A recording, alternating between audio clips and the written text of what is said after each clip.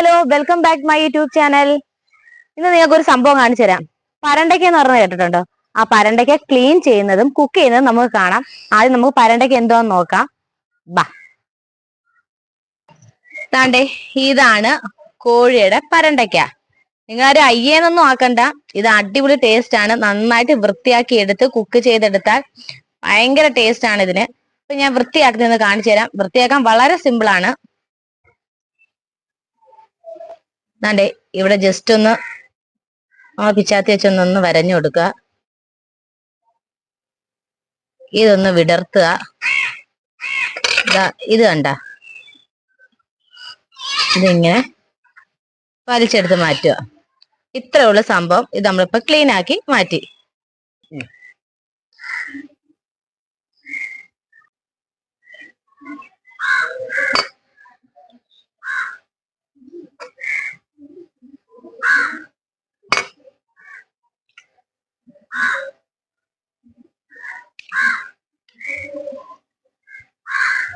അപ്പൊ ഫ്രണ്ട്സ്, നമുക്ക് ഇതൊക്കെ ഒന്ന് കഴുകി വൃത്തിയാക്കി എടുക്കാം. അതിനു മുന്നേ ഈ കാണുന്ന കൊഴുപ്പില്ലേ, കൊഴുപ്പൊക്കെ നമുക്കൊന്ന് വൃത്തിയാക്കണം. ഇത് ചിലവർക്ക് മനം മറിക്കും. എന്തായാലും വൃത്തിയാക്കി എടുക്കുന്ന തന്നെയാ നല്ലത്. പിച്ചി അങ്ങ് വരുന്നതാണ് കേട്ടോ. അതുകൊണ്ട് ടെൻഷനൊന്നും ആരും അടിക്കണ്ട, എളുപ്പമാവും. ഒരു വട്ടമെങ്കിലും ഇതൊന്ന് പേടിച്ചുണ്ടാക്കി നോക്കണം. കഴിക്കാത്തവരാണെങ്കിൽ ഒരു വട്ടം കഴിച്ചാൽ മതി, നിങ്ങൾക്ക് ഇഷ്ടപ്പെടും കേട്ടോ.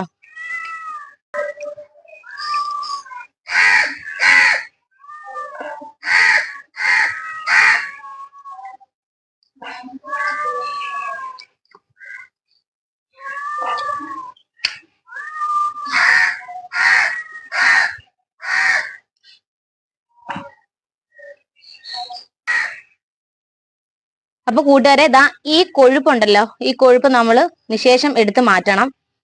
എന്നാലേ ഇതിന് നമ്മൾ കഴിക്കുമ്പോൾ ഒരു ടേസ്റ്റ് വരൂ. കൊഴുപ്പൊന്നും അധികം ആരും കഴിക്കരുത്. കൊഴുപ്പൊക്കെ കഴിക്കുന്ന അറിയാമല്ലോ. അതുകൊണ്ട് കൊഴുപ്പെല്ലാം നമ്മൾ ക്ലീൻ ചെയ്ത് മാറ്റുന്നുണ്ട്. ഞാൻ ഇതൊന്ന് ക്ലീൻ ചെയ്ത് വൃത്തിയാക്കിയിട്ട് ഇനി നിങ്ങളെ കാണിക്കാം. വീഡിയോ ഇഷ്ടമായെങ്കിൽ ചാനൽ സബ്സ്ക്രൈബ് ചെയ്യാനും ലൈക്ക് ചെയ്യാനും ഷെയർ ചെയ്യാനും കമന്റ് ചെയ്യാനും ഒന്നും മറക്കരുതേ. നമ്മൾ ഈ പരണ്ടയ്ക്ക കഴുകി വൃത്തിയാക്കി നല്ല അടിപൊളിയായിട്ട് നോക്കെ ക്ലീൻ ചെയ്തെടുത്തിട്ടുണ്ട്. ഇനി നമുക്ക് ഇതിനൊന്ന് കട്ട് ചെയ്ത് മാറ്റാം. കട്ട് ചെയ്തതിന് ശേഷവും ഞാൻ ഒരു 2-3 വെള്ളത്തിൽ കഴുകും കേട്ടോ. അപ്പൊ നമുക്ക് കട്ട് ചെയ്തെടുക്കാം.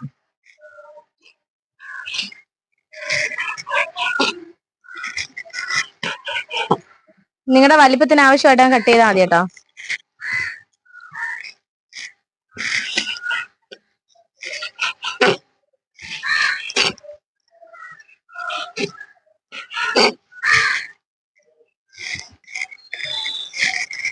ഇതിന് അധികം വേവൊന്നുമില്ല. നമുക്ക് കുരുമുളക് ഇട്ട് വഴറ്റിയെടുക്കാനാണ് ഞാൻ ഉദ്ദേശിക്കുന്നത്. നല്ല കുരുമുളക് പൊടിയും കൊച്ചുള്ളിയും സവാളയൊക്കെ ചേർന്ന് വരുമ്പോഴേ നല്ല ടേസ്റ്റ് ആയിരിക്കും. നല്ല ടേസ്റ്റ് ആണ്. ഞങ്ങൾ ഇവിടെ ചെയ്യുന്നതാണിത്. കുഞ്ഞുങ്ങൾക്കൊക്കെ ഭയങ്കരമായിട്ട് ഇഷ്ടപ്പെടും. ഇതിന്റെ കൂടെ ഏത് കോമ്പിനേഷനും അടിപൊളിയായിരിക്കും കേട്ടോ. ഇടിയപ്പോ, പുട്ടോ, അപ്പം, ദോശ, ചോറ് എന്ത് വേണമെങ്കിലും നമുക്ക് കഴിക്കാം കേട്ടോ. നമ്മളിതെല്ലാം അരിഞ്ഞ് പറക്കി വെച്ചിട്ടുണ്ട്. ഇനി ഒന്ന് ക്ലീൻ ചെയ്തെടുക്കാം. ചെറുതായിട്ടാണ് അരിഞ്ഞത്. ഇത് പെട്ടെന്ന് വെന്ത് കിട്ടും. അത് വെന്ത് കിട്ടാൻ കാരണം വെച്ചാൽ നമ്മളെല്ലാം നന്നായിട്ട് ക്ലീൻ ചെയ്താൽ നെയ്യും കൊഴുപ്പും ഒക്കെ മാറ്റിയോണ്ടാണ് പെട്ടെന്ന് വെന്ത് കിട്ടും. ഇനി ഞാൻ ഇതൊന്ന് കഴുകിയിട്ട് വരാം.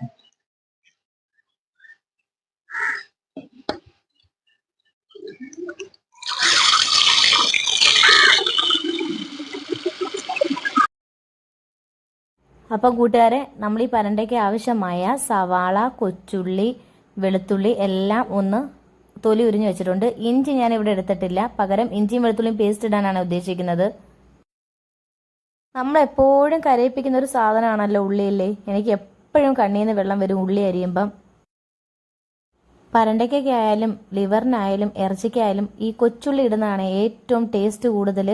ഞാൻ സവാള കുറച്ചേ ഉപയോഗിക്കാറുള്ളൂ. ഞാൻ കൊച്ചുള്ളിയാണ് കൂടുതൽ യൂസ് ചെയ്യുന്നത്. ചാനൽ ഒന്ന് സബ്സ്ക്രൈബ് ചെയ്യാൻ മറക്കരുത്. അതുപോലെ ലൈക്ക് അടിക്കാനും കമന്റ് ചെയ്യാനും ഒന്നും മറക്കരുത് കേട്ടോ. ഞാൻ കൊച്ചുള്ളി 2ആയിട്ട് മാത്രമാണ് അരിഞ്ഞു വെക്കുന്നത്. 2ആയിട്ട് കീറി ഇടുന്നതേ ഉള്ളൂ. ഞാൻ അല്ലാതെ കുനുകുനാന്നൊന്നും അരിയുന്നില്ല. 2ആയിട്ട് മാത്രം കീറി വെച്ചാൽ മതി. എനിക്ക് എപ്പം കൊച്ചുള്ളി സവാള അരിഞ്ഞാലും കണ്ണിക്കൂടെ വെള്ളം വരും.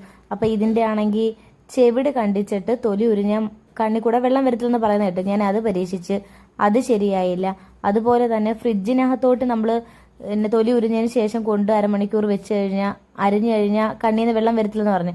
അത് ഞാൻ പരീക്ഷിച്ച് നോക്കി, പക്ഷേ എനിക്കിത് രണ്ടും നടന്നില്ല.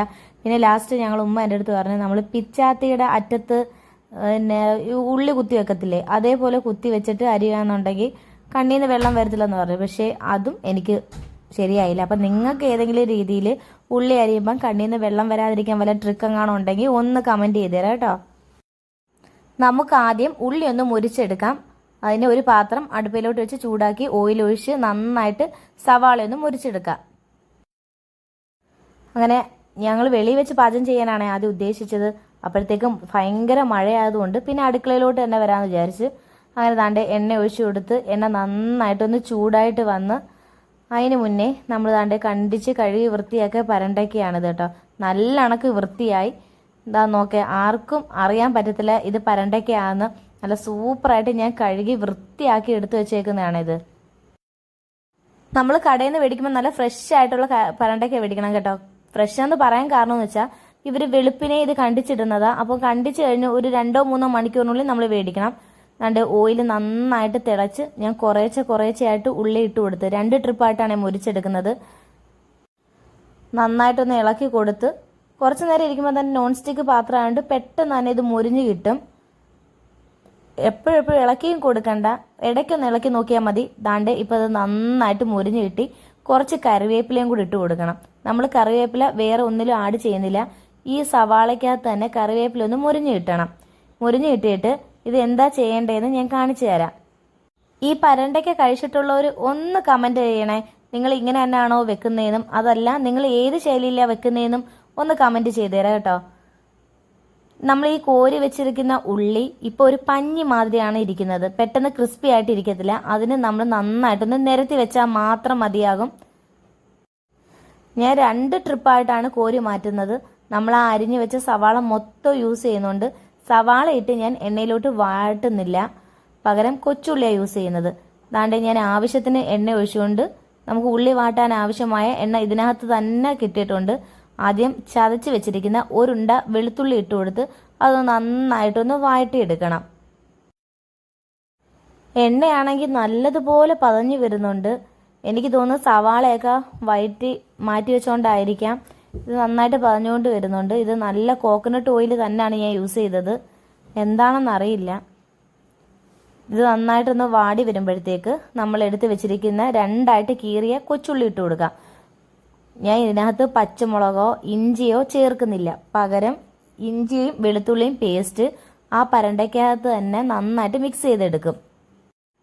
കൂട്ടുകാരെ, നിങ്ങളെ വീട്ടിൽ ഓണമൊക്കെ ഇവിടം വരായി. എല്ലാവരും ഡ്രസ്സൊക്കെ എടുത്തോ? ഇനി എന്തുകൊണ്ട് വിശേഷങ്ങളൊക്കെ, നിങ്ങളെ വിശേഷങ്ങളൊക്കെ കമൻറ്റിലോട്ടൊന്ന് അറിയിക്കണേ. ഇവിടെ മക്കൾക്ക് നാളെയാണ് ഓണപരിപാടി സ്കൂളിലേക്ക്. ഇനി അവർക്ക് വേണ്ടിയിരുന്ന ഉടുപ്പൊക്കെ ഇന്ന് പോയി എടുക്കണം. മോനിക്ക് മാത്രം എടുത്താൽ മതി. മോക്ക് കഴിഞ്ഞ വർഷം മേടിച്ച പട്ടുപാടി ഉടുപ്പൊക്കെ ഉണ്ട് കേട്ടോ. അതുകൊണ്ട് മോക്ക് ഇപ്രാവശ്യം ഞാൻ മേടിക്കുന്നില്ല. ആ സമയം കൊണ്ട് നമ്മുടെ വെളുത്തുള്ളിയൊക്കെ ഒന്ന് വാടി കിട്ടിയിട്ടുണ്ട്. ഞാൻ വെളുത്തുള്ളി തൊലി കളയാതെ നന്നായിട്ട് കഴുകി എടുത്തിട്ട് ചതച്ചെടുത്തതാണ് കേട്ടോ. അപ്പോഴാകുമ്പോൾ നമുക്ക് കടിച്ച് തിന്നാനൊക്കെ കിട്ടും. എന്നിട്ട് ഉള്ളിയിട്ട് നന്നായിട്ടൊന്ന് ഇളക്കി കൊടുത്ത് നല്ലതുപോലെ ഒന്ന് കണ്ണാടി പരുവം ആവുന്ന വരെ ഒന്ന് വാട്ടി കൊടുക്കാം. ഇത് പെട്ടെന്ന് വാടി കിട്ടാൻ വേണ്ടി ഞാൻ കുറച്ച് ഉപ്പും കൂടി ഇട്ട് കൊടുത്തിട്ടുണ്ട് കേട്ടോ. ഉപ്പിടുമ്പോൾ പെട്ടെന്ന് വാടി കിട്ടുന്നുണ്ട്. ഉള്ളിയൊക്കെ ഇവിടെ കിടന്ന് വാടുന്ന സമയം കൊണ്ട് ഞാൻ ഇതിൻ്റെ കൂടെ കഴിക്കാനുള്ള പുട്ടിനുള്ള മാവൊക്കെ ഒന്ന് കുഴച്ചെടുത്തു കേട്ടോ. ഞാൻ ഡബിൾ ഓട്സിൻ്റെ പുട്ടുപൊടിയാണ് ഉപയോഗിക്കുന്നത്. അതാവുമ്പോൾ നല്ല തരിതരിയായിട്ട് വരും. ഇതിൻ്റെ കൂടെ തിന്നാൻ ഞാൻ പറഞ്ഞില്ലേ, അപ്പം ആയാലും ഇടിയപ്പം ആയാലും പുട്ടായാലും ചോറ് ദോശ ഏതിൻ്റെ കൂടെയും ഇത് നമുക്ക് കഴിക്കാം. നല്ല അടിപൊളിയാണ്. നിങ്ങൾ ഒരിക്കലെങ്കിലും ഇതൊന്ന് ട്രൈ ചെയ്ത് നോക്കണം കേട്ടോ. ഇനി നമുക്ക് പരണ്ടയ്ക്കകത്ത് ആവശ്യമായ സാധനങ്ങൾ ചേർക്കാം. ഇതിനകത്തോട്ട് നമുക്ക് മസാലക്കൂട്ടുകളെല്ലാം ചേർക്കാം. നല്ലോണം കഴുകി വൃത്തിയാക്കി വെച്ചിരിക്കുകയാണ്. ഇനി എന്തൊക്കെയാണ് ഇതിനകത്ത് ചേർക്കുന്നതെന്ന് നോക്കാം. മഞ്ഞപ്പൊടി ഇട്ട് കൊടുത്ത് അതിനുശേഷം കുരുമുളക് പൊടി ഇട്ട് കൊടുത്ത്, കുരുമുളകൊക്കെ വെച്ച് തോനെ ഞാൻ ഇട്ട് കൊടുക്കുന്നുണ്ട്, കാരണം ഇതിനകത്ത് മുളക് പൊടി ഞാൻ ചേർക്കുന്നില്ല. മസാലപ്പൊടി ഇട്ട് കൊടുത്ത്, മസാല ഞാൻ ഇവിടെ ഓരോ പ്രത്യേകം കൂട്ട് മേടിച്ച് പൊടിച്ച് വെച്ചിരിക്കുന്നതാണ് കേട്ടോ. അപ്പം നല്ല മണമാണ് മസാലയ്ക്ക്. പിന്നെ ദാണ്ട് ഇഞ്ചി വെളുത്തുള്ളി പേസ്റ്റ് ഇച്ചിരി തോനെ ഇട്ട് കൊടുത്ത്, പിന്നെ കുറച്ച് ഉപ്പും കൂടി ഇട്ട് കൊടുത്ത് ഉപ്പും ആവശ്യത്തിന്, നമ്മുടെ കൈ കണക്കാണ് കേട്ടോ ഉപ്പ്. ഇത് നന്നായിട്ടൊന്ന് തിരുമി ഞെവിടി മാറ്റുക. സ്പൂണൊന്നും വെച്ച് ഞെവിടിയാൽ ശരിയാവത്തില്ല. നമ്മുടെ കൈ തന്നെ ഉപയോഗിച്ച് വേണം ഇത് ഞെവിടി വെക്കാൻ. എന്നാലേ ഈ പൊടികളെല്ലാം ഒരേപോലെ എല്ലായിടവും പിടിക്കത്തുള്ളൂ. ഇനി നമുക്ക് അവിടെ കോരി മാറ്റി വെച്ചിരിക്കുന്ന സവാള കണ്ടില്ലേ, ഈ സവാളയും കറിവേപ്പും കൂടെ കൈ വെച്ച് നന്നായിട്ടൊന്ന് പൊടിച്ചെടുക്കണം. ഇത് മിക്സിയിലിട്ടൊന്നും പൊടിക്കണ്ട. മിക്സിയിലിട്ട് പൊടിച്ചു കഴിഞ്ഞാൽ ഇതിനകത്തൊരു എണ്ണമയം തെളിഞ്ഞ് ഇത് നന്നായിട്ട് അങ്ങ് അരഞ്ഞു പോകാൻ ചാൻസ് ഉണ്ട്. അങ്ങനെ ആയി കഴിഞ്ഞാൽ നമ്മൾ ഉദ്ദേശിക്കുന്ന കണക്ക് ഇത് വരത്തില്ല. ഇത് നന്നായിട്ട് മിക്സ് ചെയ്തതിന് ശേഷം ഈ പരണ്ടയ്ക്കകത്തോട്ട് ഇട്ട് കൊടുത്ത് അത് നന്നായിട്ടൊന്ന് ഇളക്കണം. നല്ലതുപോലെ ഇളക്കണം, കാരണം ഈ ഉള്ളി എല്ലായിടവും എത്തണം. പണ്ട് ഉമ്മ ആണെങ്കിൽ ഉള്ളിയൊക്കെ ഇങ്ങനെ മുരിച്ചു വെക്കുമായിരുന്നല്ലോ നമ്മുടെ ബിരിയാണിയിലൊക്കെ ചേർക്കാൻ. അന്നേരം ഞാനും അനിയത്തിയും പോയി വാരത്തിന് അവസാനം ഒന്നും കാണത്തില്ല. നല്ല ടേസ്റ്റ് ഇങ്ങനെ മുരിഞ്ഞ ഉള്ളി വാരത്തിന്നെ. ഇനി നമുക്ക് ഉള്ളി വാടിയിരിക്കുന്നതിനകത്തോട്ട് ഇതിട്ട് നന്നായിട്ട് ഇളക്കി അടച്ചു വെച്ച് വേവിക്കാം. ഒരു തുള്ളി വെള്ളം പോലും ഞാൻ ഇതിനകത്തോട്ട് ഒഴിക്കുന്നില്ല. വെള്ളം ഇതിനകത്തുനിന്ന് തന്നെ ഊറി വരും. ചിക്കനിലും ഞാൻ വെക്കാൻ നേരം വെള്ളമൊന്നും ഒഴിക്കാറില്ല കേട്ടോ. അതിൽ നിന്ന് വരുന്ന വെള്ളത്തിലാണ് ഞാൻ വേവിക്കുന്നത്. ഇനി നമുക്ക് ഇതിനെ അടച്ചു വെച്ച് ഒരു 10 മിനിറ്റെങ്കിലും വേവിച്ചെടുക്കണം. നന്നായിട്ട് ഇളക്കണം കേട്ടോ, കാരണം ഈ കൊച്ചുള്ളിയും വെളുത്തുള്ളിയൊക്കെ ഇതിനകത്തോട്ട് നന്നായിട്ട് എല്ലാത്തിലും ഒന്ന് മിക്സ് ചെയ്യണം. അതുകൊണ്ട് നന്നായിട്ടൊന്ന് ഇളക്കി വാരി വെക്കണം. അടച്ചു വെച്ച് വേവിച്ച് താണ്ടേ കുറച്ച് കഴിഞ്ഞപ്പോഴത്തേക്കും ഇതിൽ നിന്നുള്ള വെള്ളം, ഞാൻ ഒരു തുള്ളി വെള്ളം പോലും ഒഴിച്ചു കൊടുത്തില്ല, വെള്ളം ഇതിനകത്തുണ്ട്. ഈ വെള്ളത്തിൽ കിടന്ന് വേണം ഒന്ന് വറ്റി വരാൻ. സബ്സ്ക്രൈബ് ചെയ്യാതെ കാണുന്ന കൂട്ടുകാരാണെങ്കിൽ ഒന്ന് സബ്സ്ക്രൈബ് ചെയ്തേക്കണേ. അതുപോലെ തന്നെ ചാനൽ ഒന്ന് ലൈക്ക് ചെയ്യാനും കമൻറ്റ് ചെയ്യാനും മറക്കരുത്. അതെ, പുട്ടും ഇവിടെ വെന്ത് കിട്ടിയിട്ടുണ്ട്. ഞങ്ങൾക്ക് 5 പേർക്കുള്ള പുട്ട് ഞാൻ പെട്ടെന്നുണ്ടാക്കി. പുട്ട് റെഡിയായി, അതിൻ്റെ കൂടെ പരണ്ടയ്ക്ക റെഡി ആയിട്ടുണ്ട്. ഇനി ഇച്ചിരി കാപ്പിയും കൂടി ഇടണം. ഞാൻ അങ്ങനെ ഓടിപ്പോയി പെട്ടെന്ന് കാപ്പിയും കൂടി ഇട്ടുകൊണ്ട് വന്നിട്ടുണ്ട്. പരണ്ടയ്ക്ക കണ്ടോ നല്ല അടിപൊളിയായിട്ട് ഇരിപ്പുണ്ട്. നല്ല ടേസ്റ്റ് ആയിരുന്നു കേട്ടോ, നല്ല മണവും കൂടെ ആയിരുന്നു. അപ്പോൾ കൂട്ടുകാരെ, വീഡിയോ ഇഷ്ടപ്പെട്ടെന്ന് വിചാരിക്കുന്നു. ഇനി അടുത്തൊരു വീഡിയോയിലോട്ട് കാണാം. അതുവരെ tata bye bye, see U.